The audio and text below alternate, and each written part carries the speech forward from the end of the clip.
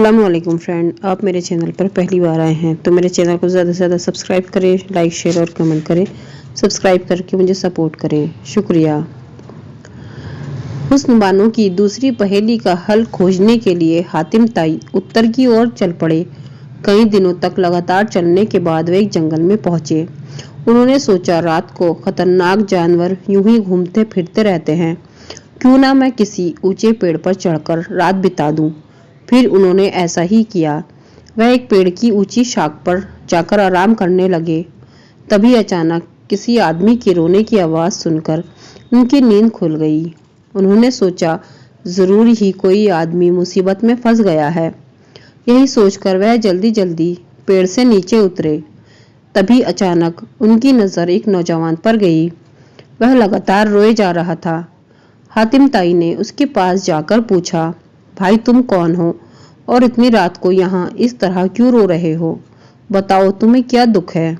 वह बोला, मैं एक सौदागर हूँ और मेरा घर इस जंगल के पास वाले शहर में ही है। मैं हरीम नाम के एक सौदागर की लड़की को मन ही मन दिल दे बैठा था, मगर उसने अपनी शादी के लिए पहले ही से 3 शर्तें रखी हुई थी। तीनों शर्तें पूरी करने पर ही कोई उसका शौहर बन सकता था। साथ ही साथ शर्त में यह भी बात जुड़ी हुई थी कि शर्त हारने वाले की चल अचल सारी संपत्ति पर उस लड़की का अधिकार होगा। उस लड़की के प्यार में पागल होकर मैंने उसकी सारी शर्तें स्वीकार कर ली, मगर मैं उन कठिन शर्तों का सवाल यह है कि इस शहर से सटी हुई गुफा कहाँ जाकर खत्म होती है और जंगल में हर जुम्मे की आधी रात को एक आवाज़ सुनाई पड़ती है। ओह काश मैं वैसा कर पाता तो ये रात मेरे लिए मददगार साबित होती। आपको इसके पीछे का रहस्य जानना है। आखिरी शर्त के तौर पर आपको सांप के पेट से मणि निकाल कर लाना है। हरीस की बेटी की शर्तें सुनकर हातिम ताई गुफा के पास गए। तभी गुफा का दरवाज़ा खुला और सींग वाले कुछ दैत्य उनकी तरफ बढ़े। उसके बाद दैत्यों ने उन्हें पकड़ लिया। फिर वह दैत्यों के राजा के पास लाए गए। उस रोज उसकी हालत अच्छी न थी। वह किसी बात से बहुत परेशान था। हातिम ताई बोले, आपको क्या दुख है जो इस तरह आहें भर रहे हैं? वह बोला, ओह क्या कहूँ, मेरी पत्नी कब से आंख के दर्द से परेशान है, पर मैं उसके लिए कुछ नहीं कर पा रहा। अब मुझसे उसका दर्द देखा नहीं जाता। वह बोले, मुझे उनके पास ले चलिए, शायद मैं उनकी बीमारी ठीक कर सकूं। यह सुनकर दैत्यराज हातिम ताई को साथ लेकर अपनी पत्नी के पास जा पहुंचा। दैत्यराज की पत्नी की आंखों के ऊपर हातिम ताई ने जैसे ही मणि रगड़ी, उसका दर्द छूमंतर हो गया। यह देख दैत्यराज ने हातिम ताई को गले लगाकर कहा, मुझे मेहमान नवाजी करने का मौका दो। दैत्यराज का दिल रखते हुए हातिम ताई उसके यहाँ कुछ दिन ठहर गए। एक दिन बातों ही बातों में दैत्य ने कहा, मित्र, एक लंबे अरसे से मैं पेट का रोगी हूँ। तुम मेरे पेट के दर्द को ठीक करने के बारे में जरा सोच विचार करना। तभी दैत्यराज के आगे तरह तरह के भोजन परोसे गए। हातिम ताई ने अपनी आंतरिक शक्तियों के बल पर उन व्यंजनों की जांच पड़ताल की। अन्य चटोर दैत्यों की काली करतूतें देखकर दंग रह गए। सभी दैत्य अपने राजा के भोजन को चटकर उसे कीड़े में बदल दिया करते थे, मगर दैत्यराज की आंखें उन कीड़ों को नहीं देख पाती थी और वह हर रोज कीड़े खाकर अपनी भूख मिटा लेता। दैत्यराज भोजन करके उठा ही था कि हातिम ने कहा, चलिए हम दोनों शहर चले। उसके बाद दोनों बगीचे की ओर चल पड़े। बगीचे में पहुंचने के बाद हातिम ताई ने दैत्यराज से कहा, आपको इस तरह समूह में नहीं खाना चाहिए। कल से उसके लिए कुछ भी नहीं कर पा रहा था। अब मुझे उसका दर्द देखा नहीं जाता। वह बोले, मुझे उनके पास ले चलिए, शायद मैं उनकी बीमारी ठीक कर सकूं। यह सुनकर दैत्यराज हातिम ताई को लेकर अपनी पत्नी के पास जा पहुंचा। इस प्रकार दैत्यों के शहर को पार कर गुफा से होकर हातिम ताई हरीस के शहर में जा पहुंच गए। फिर उन्होंने हरीश की लड़की को उसके पहले सवाल का हल सुनाकर पूरी तरह से संतुष्ट कर दिया। अब अगले सवाल का जवाब ढूंढने के लिए वे एक दूर दराज के गांव जा पहुंचे। उस दिन पूरे गांव में मातम छाया हुआ था। पूछने पर एक ग्रामीण बोला, क्या बताऊं, हर सप्ताह हमारे किसी न किसी भाई को अपनी जान गंवानी पड़ती है और आज तो ग्राम प्रधान के बेटे की ही बारी है। इस सप्ताह राक्षस उसे खाकर अपनी भूख मिटाएगा। यह सुनकर हातिम ताई गांव के मुखिया के पास गए और बोले, इस तरह एक राक्षस का जुल्म आप लोग कब तक सहते रहेंगे? ग्राम प्रधान रोते रोते बोला, हल्लुका जैसे राक्षस से लोहा लेना हम जैसे आदमियों के वश की बात नहीं। वह 600 फीट लंबा और 200 फीट चौड़ा है। वह अकेला 100 शेरों और 1000 हाथियों पर भी भारी पड़ता है। तुम ही कहो, क्या हमारे लिए उसे मार पाना मुमकिन है? हातिम ताई बोले, हाँ, यह मुमकिन है। आप लोग हलाकू से हमेशा के लिए छुटकारा पा सकते हैं, पर मुझे ये 600 फीट लंबा और 200 फीट चौड़ा एक आईना और इसी प्रकार का कपड़ा भी चाहिए। ग्राम प्रधान ने उसी समय कांच के सबसे बड़े कारीगर को बुलाकर यह कार्य उसे सौंप दिया। कारीगर ने कुछ ही समय में आईना भी तैयार कर लिया। हातिम के कहने पर आईना गांव की सीमा के पास उस जगह पहुंच गया जहां से होकर वह राक्षस गांव में आया जाया करता था। उसके बाद एक बड़े से कपड़े से ढककर आईने को अच्छी तरह से खड़ा कर दिया गया और तब हातिम ताई आईने के पीछे खड़े होकर हल्लुका के आने का इंतजार करने लगा। कुछ देर बाद ही अपने बड़े और डरावने मुंह से आग और धुआं उगलता हुआ हल्लुका वहां आ धमका। आईने के पीछे छिपे हातिम ताई भारी आवाज में बोले, कौन हो? वहीं रुक जाओ। आज तुम्हारा सामना किसी आदमी से नहीं बल्कि एक महाराक्षस से है। मेरे हाथों मरने के लिए तैयार हो जाओ। इतना कहकर हातिम ताई ने आईने पर रखे हुए कपड़े को अचानक खींच लिया। कपड़ा हटते ही हल्लुका का आईने में अपना ही प्रतिबिंब नजर आया, मगर वह उसे महाराक्षस समझ बैठा। धुआं और आग गलते हुए उसने अपने ही विशालकाय और डरावने रूप को देखकर हल्लुका के होश उड़ गए और वह धड़ाम से जमीन पर गिर पड़ा। जमीन कांच के सबसे बड़े कारीगर दोबारा से फिर रिकॉर्डिंग। भोजन के बर्तन भी आ गए। फिर सबने खाना शुरू किया। सबकी थाली मजेदार व्यंजनों से भरी थी, मगर उन्हीं थाली में से एक थाल खून और कीड़ों से भरी हुई थी। वह थाल जिसके हाथ में थी वह आदमी भी सबसे अलग और एकदम बदसूरत दिखता था। कीड़े खाने और खून पीने के बाद वह आदमी बोला, ओह काश मैं वैसा कर पाता तो ये रात मेरे लिए मददगार साबित होती। आप कौन है? और ये सुनकर हातिम ताई उस व्यक्ति के पास गए और पूछा, खुद को ऐसी सजा देने के लिए क्यों मजबूर है? वह आदमी बोला, पिछले जन्म में मैं चीन का एक जमींदार अमीर सौदागर था। मेरे देश के सभी लोग अपनी कमाई का कुछ हिस्सा दान में दिया करते थे, मगर मैंने कभी भी किसी को दान न दिया, कभी किसी गरीब दुखिया को एक पैसे भी मदद न की, और शायद मुझे उसी संगीन अपराध की सजा मिली है। मेरी सारी दौलत मेरी ही महल के भीतर मिट्टी में गाड़ दी गई। काश तब मैंने भी अपनी कमाई को दान में लगाया होता तो अन्य लोगों की तरह मुझे भी कब्रगाह में आज अच्छे अच्छे भोजन नसीब होते। तब शायद हर जुम्मे की आधी रात को कब्र से निकलने के बाद मेरे मुंह से ये लफ्ज भी ना निकलते। यह सुनकर हातिम ताई बोले, अब आपको जल्दी ही अपने दुखों से छुटकारा मिल जाएगा।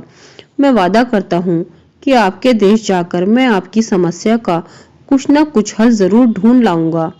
सुबह होते ही हातिम ताई ने चीन की यात्रा शुरू कर दी। कुछ दूर जाने के बाद अचानक उन्हें एक आदमी की चीख सुनाई पड़ी। चीख सुनकर वह इधर उधर देखने लगे। तभी अचानक उसकी नजर एक विशालकाय सांप पर पड़ी जो एक आदमी को कुएं में खींचकर ले चला गया। यह देखकर हातिम ताई से रहा न गया और वह झटपट कुएं में कूद पड़े, मगर कुएं के निचले तल पर पहुंचते ही वह हैरान रह गए। वहां एक बड़ा सा खूबसूरत बगीचा था। तभी अचानक उनकी नजर एक तरफ बड़ा सा मुंह खोले हुए उसी सांप पर पड़ी जिसने कुएं में से निकलकर उस आदमी को पकड़ा था। हातिम ताई उसके मुंह से होते हुए सीधे उसके पेट में घुस गए। तभी उन्हें एक आवाज सुनाई पड़ी, हातिम ताई, तुम्हारा हाथ जिस चीज को स्पर्श करे उसे तोड़ डालो, तभी तुम इस अंधेरी जगह से बाहर आ सकोगे। हातिम ताई ने ऐसा ही किया। उन्होंने उस चीज को चकनाचूर कर दिया जो उनके हाथ के सामने आई, मगर ऐसा करते ही उनके आसपास की पूरी दुनिया ही बदल गई। अब वह ढेर सारे लोगों के बीच खड़े थे। सभी लोग हातिम ताई से बोल रहे थे, हातिम ताई, आपने हमें नया जीवन दिया है, वरना हम उस विशालकाय दुष्ट सांप के पेट में जाने के बाद हम सब हड्डियों का बस ढांचा ही रह गए थे। आपने अपने हाथों से जादुई शक्तियों वाली डिबिया को चकनाचूर कर हम लाचार लोगों को अदृश्य कैद से हमेशा के लिए मुक्ति दिला दी। हमारे घर वाले भी हमें पाकर बहुत खुश होंगे। उसके बाद हातिम ताई आगे बढ़ चले। थोड़ी दूर आगे जाने पर एक बड़े से द्वार के पास पहुंच गए, मगर उन्होंने जैसे ही उस द्वार के अंदर जाना चाहा, उन्हें द्वारपालों ने पकड़ लिया और वहां के बादशाह के सामने लाए गए। उस शानदार और अद्भुत महल की शोभा देखते ही बनती थी। हातिम ताई ने बादशाह से पूछा, आलम पनाह, मैं समझ नहीं सका कि मुझे इस तरह पकड़कर आपके पास क्यों लाया गया है। बादशाह बोले, ये तो यहाँ का पुराना दस्तूर है कि जो भी अजनबी हमारी सरहद के अंदर आना चाहेगा उसे यहाँ की शहजादी के सवालों के ठीक ठीक जवाब देने होंगे, वरना उसे अपनी जान से हाथ धोना पड़ेगा। उसके बाद हातिम ताई को शहजादी के कमरे में लाया गया। शहजादी ने पूछा, सबसे मीठा फल क्या है? वह बोले, पुत्र, सबसे मीठा फल है। शहजादी ने पूछा, क्या दैत्य सब कुछ खत्म कर देता है? वह बोले, नहीं, मौत कुछ बाकी नहीं छोड़ती। इससे पहले कि शहजादी कुछ बोलती, उसका सिर चकराने लगा और वह बेहोश हो गई। तभी अचानक एक जहरीला सांप हातिम ताई पर कूद पड़ा। उन्होंने झट से उसकी गर्दन पकड़ी और उसे शीशे के एक बर्तन में बंद कर दिया। बर्तन के अंदर सांप के बंद होते ही शहजादी बिल्कुल स्वस्थ हो गई। बात यह थी कि वह सांप एक जिन था जिसने कई सालों से राजकुमारी को पकड़ रखा था। यह सब देखकर महल की नौकरानी दौड़कर बादशाह के पास गई और बोली, आलम पना, हातिम ताई ने शहजादी को जिन से छुटकारा दिला दिया। यह सुनकर बादशाह की खुशी का ठिकाना न रहा। उन्होंने घोषणा की कि मेरी बेटी की शादी हातिम ताई के साथ होगी। फिर क्या था, राजमहल में शहनाइयां गूंज उठी और हातिम ताई एवं शहजादी शादी के बंधन में बंध गए। अपनी बेगम के साथ कुछ दिन बिताने के बाद हातिम ताई ने उससे इजाजत लेकर फिर से अपना सफर शुरू कर दिया। चलते चलते कुछ दिनों के बाद वह चीन जा पहुंचे। उनके कहने पर वहां के लोगों ने उन्हें उस सौदागर की हवेली के पास पहुंचा दिया। पूरी हवेली धूल और गंदगी से भरी हुई थी। हातिम ताई ने हवेली के अंदर जाकर गड्ढा खोदना शुरू किया। थोड़ी देर बाद ही उन्हें जमीन के अंदर सोने, चांदी, हीरे जवाहरात से भरी हुई कुछ बड़ी बड़ी संदूकें मिली। उस पूरी जमीन को 4 बराबर भागों में बांटने के बाद उन्होंने उसका एक हिस्सा सौदागर के एक लौते बेटे को सौंप दिया। उसके बाद बचे 3 हिस्सों को वहां के गरीब लोगों में बांट दिया। इस प्रकार हवेली के अंदर दबी सौदागर की पूरी संपत्ति का निपटारा करने के बाद हातिम ताई ने फिर उसे उसी कब्रगाह की मुश्किल और थका देने वाली यात्रा शुरू की जहां से चलकर वह यहाँ पहुंचे थे। रास्ते में चलते चलते वह सोच रहे थे, कहीं ऐसा ना हो कि इस जुमे की रात बीतने के बाद मैं कब्रगाह में पहुंच पाऊं। मगर उनकी किस्मत अच्छी थी। वह ठीक जुमे की शाम को ही वहां पहुंच गए। आधी रात होते ही सफेद दाढ़ी वाले अन्य आदमियों के साथ साथ सौदागर भी अपनी कब्र से बाहर निकला। मगर आज वह अन्य लोगों की तरह रेशमी लिबास पहने हुए था। वह साफ सुथरा था और आज उसका चेहरा भी चमचमा रहा था। आज उसकी थाली भी स्वादिष्ट व्यंजनों से भरी हुई थी। हातिम ताई ये सब देखकर बहुत खुश थे। सौदागर ने खुदा को याद किया और कहा, परवरदिगार, आज मुझे भी हर खुशी नसीब हो गई है। मगर मैं हातिम ताई का शुक्रगुजार हूँ, क्योंकि उन्होंने ही मुझे मेरे दुखों से छुटकारा दिलाया है। आप उन पर अपनी रहमत बनाए रखना। इस प्रकार सौदागर को गम से छुटकारा दिलाने के बाद हातिम ताई रात को ही वहां से चल पड़े। सुबह होने के बाद उन्हें राह में एक बूढ़ी औरत मिली। वह दर्द के मारे करहा रही थी।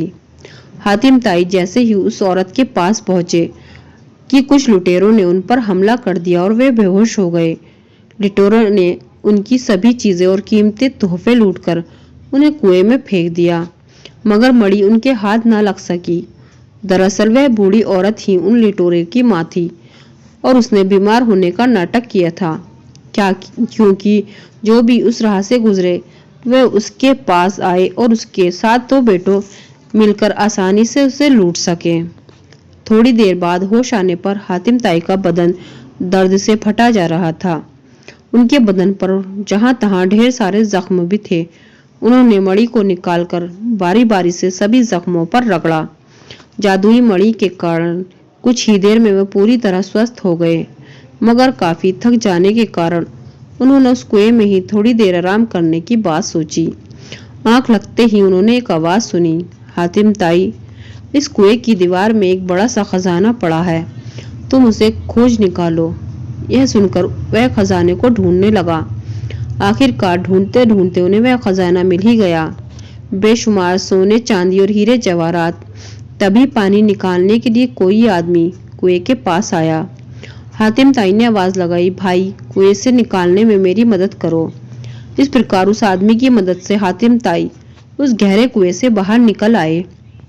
कुएं से बाहर निकलकर उन्होंने सोचा, वह बूढ़ी औरत और वे 7 आदमी बुरे इंसान तो नहीं लगते। शायद उन्हें धन की जरूरत थी, इसलिए वह गलत राह की ओर चल पड़े। खैर, मैं इस खजाने में से उन्हें कुछ न कुछ दे दूंगा। मुझे यकीन है कि तब वे इस धंधे को छोड़कर अच्छी जिंदगी बसर करेंगे। यही सोचकर वह उनकी तलाश करने लगे। आखिरकार उन्हें बूढ़ी औरत और उसके 7 बेटों को खोज ही निकाला। उन्होंने उन्हें खजाने का एक बड़ा हिस्सा भी दिया। यह देख उनकी आंखें भर आई। सबने कहा, अब हमारी आंखें खुल चुकी है, अब से हम भी ईमानदारी और सच्चाई के साथ जिंदगी गुजारेंगे। उसके बाद हातिम ताई वहां से आगे बढ़ चले। थोड़ी दूर जाने पर राह में उन्हें एक कुत्ता मिला। वह उसके पास गए और बड़े प्यार से अपने साथ उसके सिर पर हाथ फेरने लगे। तभी अचानक उसकी हथेली किसी ठंडी और सख्त चीज से जा टकराई। कुत्ते के सिर में एक बड़ी सी कील चुभी हुई थी। उन्हें कुत्ते पर दया आने लगी और उन्होंने फौरन ही कील को बाहर निकाला। मगर कील निकलते ही हातिम ताई हैरान रह गए, क्योंकि कुत्ते की जगह वहां मुस्कुराता हुआ एक खूबसूरत नौजवान खड़ा था। नौजवान बोला, आपने मेरे माथे से कील निकाल कर मुझ पर बड़ा एहसान किया है। मैं एक सौदागर का लड़का था, मगर मेरी पत्नी ने मेरे नौकर को अपने साथ मिलाकर मुझ पर बड़ा जुल्म किया और जादू टोना करके मेरे माथे पर एक कील ठुकवा दी, जिसके कारण मैं उसी समय कुत्ता बन गया। कील के निकलते ही मुझ पर उसके जादू का असर खत्म हो गया और मैं अपने पुराने रूप में लौट आया। हातिम ताई ने कहा, सचमुच तुम्हारे साथ बड़ा जुल्म हुआ, पर अब तुम्हें डरने की कोई जरूरत नहीं। बस मुझे अपने साथ अपनी हवेली ले चलो। फिर वह नौजवान के साथ साथ उसकी हवेली जा पहुंचे। वहां पहुंचकर सबसे पहले उन्होंने अपनी तलवार से उस दगाबाज नौकर की गर्दन उड़ा दी। उसके बाद उन्होंने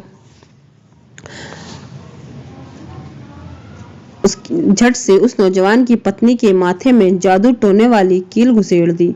बस अगले ही क्षण वह औरत कुतिया बन गई। इस प्रकार हातिम ताई ने उस नौजवान को उसकी जालिम बीवी के जुल्म से छुटकारा दिला दिया।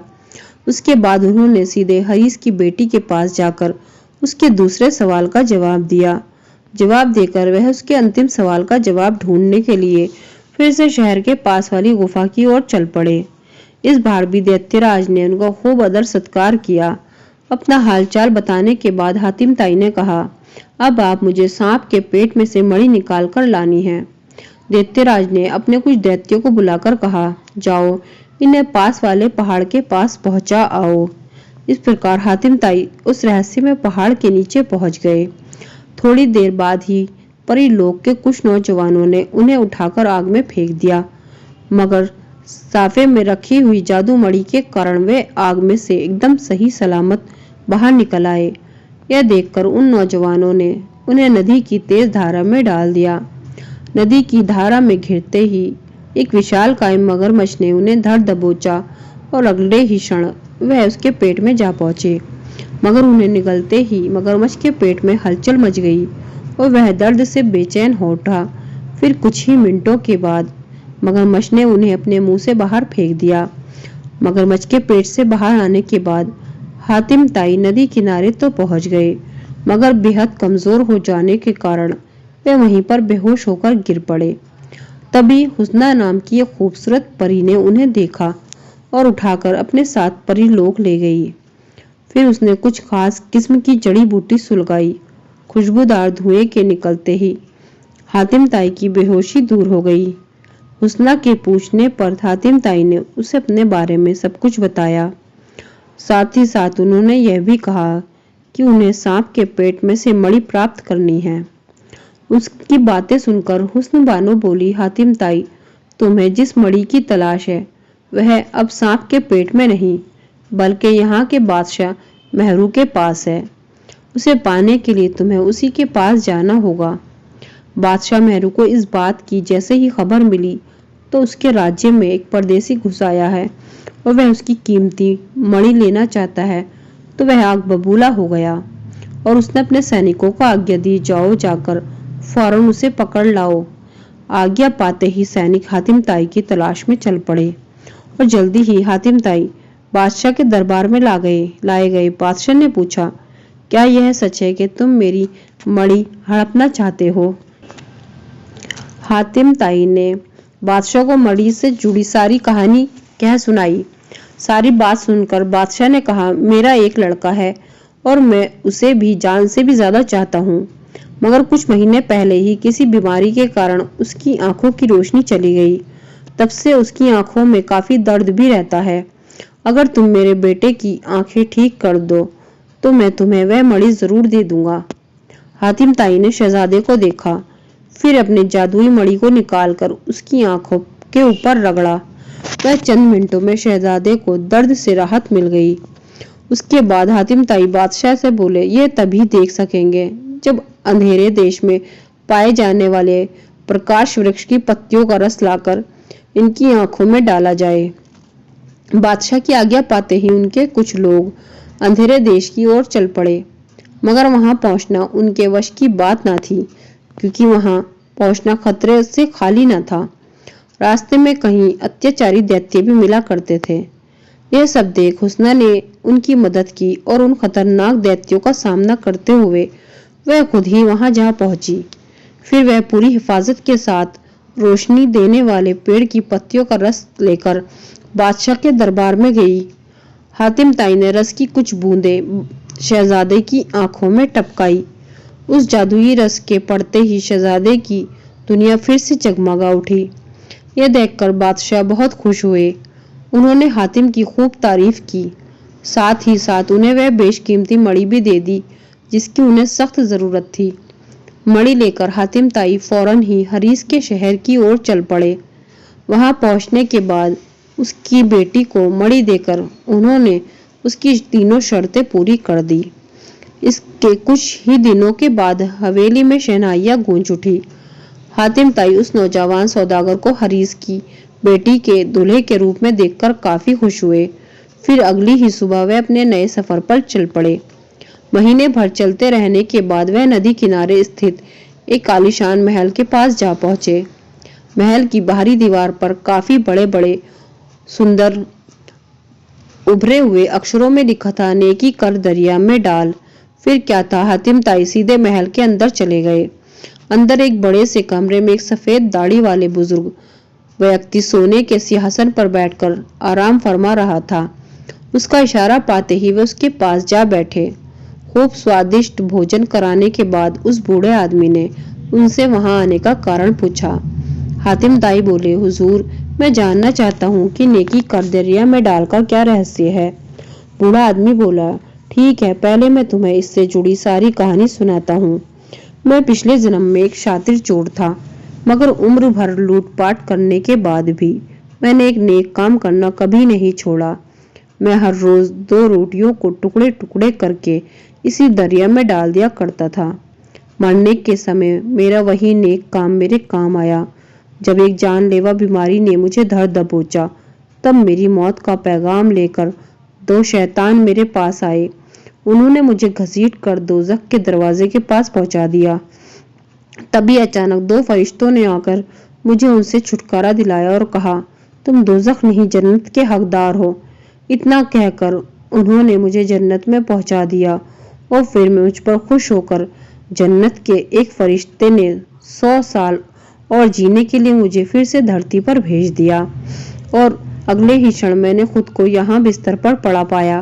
तभी मैंने महसूस किया कि मेरे द्वारा दरिया में फेंकी गई 2 रोटियां मेरे लिए 2 फरिश्ते बनकर आई थी। इस नई जिंदगी को पाकर भी मैंने दरिया में 2 रोटियां डालना कभी नहीं छोड़ा। इस नेक काम के बदले मुझे हर रोज इस दरिया में से 200 अशर्फियां प्राप्त होती हैं, जो मैं गरीब दुखियों में बांट देता हूँ। उसके बाद मुझे उन अशर्फियों के बारे में कुछ भी याद नहीं रहता। मेरे दिल से पूछो तो वह हमेशा यही कहेगा कि हमें फल की कामना छोड़कर हमेशा नेक काम करते रहना चाहिए, और नेकी का दरिया में डालना लिखे जाने का मतलब भी यही है। इस प्रकार इस पहेली का हल ढूंढकर वह हुस्नबानों के शहर की ओर बढ़ चले। थोड़ी दूर जाने पर उन्होंने क्या देखा कि एक सुनहरे सांप को एक विशाल काले अजगर ने बांध रखा है और उसे निगलना चाहता है। यह देख हातिम ताई ने झट से अपनी तलवार निकाली और पल भर में अजगर का सिर उसके धड़ से अलग कर दिया। अगले ही क्षण सुनहरे सांप ने एक खूबसूरत नौजवान का रूप लेकर कहा, आपने मेरी जान बचाकर मुझ पर बड़ा ही एहसान किया है, वरना आज मैं अपने ही दास के हाथों मारा जाता। मैं जिन्नों के बादशाह का बेटा हूँ। मुझे बड़ी खुशी होगी अगर आप मेरे साथ मेरे महल को चलें और मुझे मेहमान नवाजी का मौका दे। महल में पहुंचने पर जिन्नों के बादशाह ने हातिम ताई को गले लगाया और कहा, आपने शहजादे की जान बचाई है, इसके लिए मैं आपका शुक्रगुजार हूँ। आज ये आप मेरे खास मेहमान हैं। बादशाह ने उन्हें ढेर सारे तोहफे भी दिए। इस प्रकार कुछ दिन वहां ठहरने के बाद वे फिर से हुस्नबानों के शहर पहुंचे और उसको दूसरी पहेली का हल सुनाया। जवाब से संतुष्ट होने के बाद हुस्नबानों ने कहा, जाइए, अब आप मेरी तीसरी पहेली का बुरा नतीजा बुरा ही होता है कि रहस्यों का पर्दे से हटाइए। इसके लिए आपको जंगल में जाना पड़ेगा। फ्रेंड्स, आपको कहानी पसंद आई है, मेरे चैनल को सब्सक्राइब करें, लाइक शेयर और कमेंट करें। शुक्रिया। अल्लाह।